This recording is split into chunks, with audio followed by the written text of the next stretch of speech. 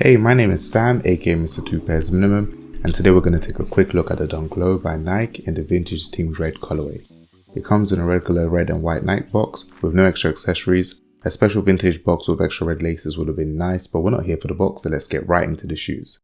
This women's exclusive Nike Dunk features a smooth white leather upper with team red overlays that sits on a yellowed midsole and cell laces for a vintage look. However, the leather quality is not thick or premium, it's your standard synthetic white leather, but the red leather has a mild shine with creasing, cracking and general scuffs. I like the striped lining and aged look, but is it just me? I'm starting to think Nike are pushing these reimagined or vintage releases simply to play off what would be defects as intended distressing.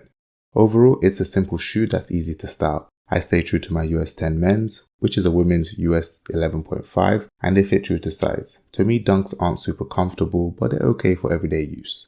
As usual, purchase links will be in my YouTube description. While you're there, hit the like and subscribe button and comment yellowed to show me you enjoyed this video.